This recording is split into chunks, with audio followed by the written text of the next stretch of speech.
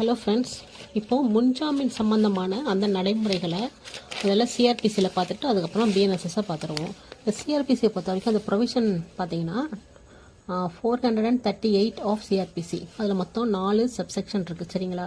அதில் சப்செக்ஷன் 1 எடுத்துட்டோம்னா என்ன சொல்லியிருக்காங்கன்னு பார்த்தீங்கன்னா, ஒரு நான் பெயிலபிள் அஃபென்ஸு செய்திருப்பதாக ஒரு நபர் அந்த குற்றச்சாட்டின் பேரில் நம்மளை கைது செய்துடுவாங்க என்ற அந்த நம்புவதற்கு காரணம் இருக்கும் அந்த நிலையில் மட்டும் என்னை கைது செஞ்சுருவாங்க, நான் ஒரு நான் பெயிலபிள் அஃபென்ஸ் செஞ்சுருக்கேன், அதன் பேரில் நான் கைது செஞ்சுருவாங்க அந்த மாதிரி நினைக்கும் போது அந்த நபர் நினைக்கும் போது என்ன பண்ணலான்னா, ஒன்று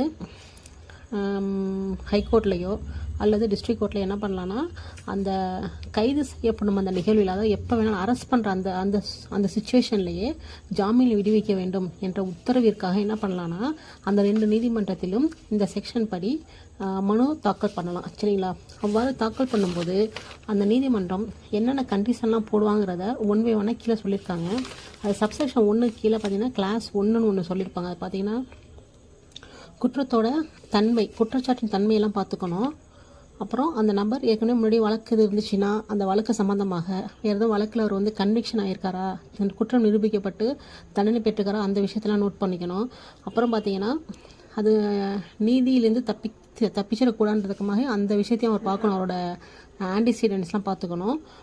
4th பார்த்தீங்கன்னா அந்த குற்றச்சாட்டின் பேரில் அந்த நபர் உண்மையிலேயே அவனுக்கு ஏதோ அவமானத்தை ஏற்படுறதுக்காக அந்த வழக்கு போட்டிருக்காங்களா என்பதையும் அந்த முன்ஜாமீன் கொடுக்கும்போது அந்த நீதிமன்றம் அதையும் பரிசீலனை பண்ணுவாங்க.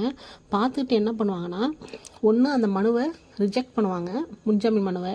இல்லைன்னா என்ன பண்ணலாம், இடைக்காலமாக ஒரு உத்தரவை அந்த நபருக்கு கொடுக்கலாம். இடைக்காலமாக இன்டரிம் முன்ஜாமீன் கொடுக்கலாம், அந்த மாதிரி கொடுக்கலாம்னு சொல்லிட்டு இந்த சப்செக்ஷன் 1ல் உள்ள கிளாஸ் 1, 2, 3, 4ல் வரிசையாக சொல்லியிருக்காங்க. சரிங்களா? இப்போது இது சம்மந்தமாக பின்னாடி ஒரு ப்ரொவிசோ வருது. அது என்ன சொல்லியிருக்காங்கன்னு பார்த்தீங்கன்னா, இப்போ மேலே சொன்னது போல் அந்த உத்தரவு போடுறாங்களே, இன்டரிம் உத்தரவு, அந்த மாதிரி பாஸ் பண்ணலை, அந்த மாதிரி இன்டரிம் உத்தரவு போடலை, இல்லைன்னா அந்த ஜாமீன் மனு ரிஜெக்ட் பண்ணிட்டான்னு வைங்களேன். அப்போ என்ன பண்ணோன்னா, அந்த போலீஸ் ஆஃபீஸர் இருக்கார் இல்லையா, அவங்களுக்கு அந்த நபரை வாரண்டி இல்லாமல் கைது பண்ணுவதற்கு ஒரு வாய்ப்பாக அமையும்.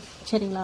இப்போ அதே ப்ரொவிஷன் கீழே சப்செக்ஷன் 1 கேபிட்டல் ஏன்னு ஒரு செக்ஷன் சொல்லியிருக்காங்க. அந்த செக்ஷனில் என்ன சொல்லியிருக்காங்கன்னா, ஒரு வேளை அந்த இன்டரிம் பெயில் ஆர்டர் பாஸ் பண்ணாங்கன்னா, கொடுத்த அந்த ஆர்டரை கொடுக்கும்போது என்ன பண்ணுவாங்கன்னா, அந்த பிபிக்கும் எஸ்பிக்கும் என்ன பண்ணுவாங்க, 7 நாட்கள் குறைவில்லாமல், நாட் லெஸ் தென் 7 days குறைவில்லாமல் ஒரு அறிவிப்பை கொடுத்துருவாங்க. கொடுத்துட்டு அதோட அந்த இன்டரிம் உத்தரவு இருக்கு இல்லையா, அந்த நகலையும் சேர்த்து அனுப்புவாங்க. இது என்ன பர்பஸாக அனுப்புவாங்கன்னு பார்த்தீங்கன்னா, அந்த பெயிலோட ஃபைனல்